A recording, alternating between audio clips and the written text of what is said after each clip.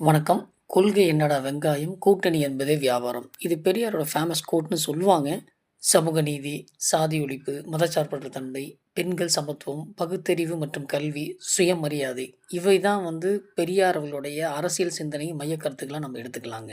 நேரடி தேர்தல் அரசியல்ல பங்கேற்காத தந்தை பெரியார் அவர்கள், அரசியல் அதிகாரம் பெறுவதற்காக அல்ல, மனித சமத்துவத்தை உருவாக்குவதற்காக தான் அப்படின்னு சொன்னாருங்க.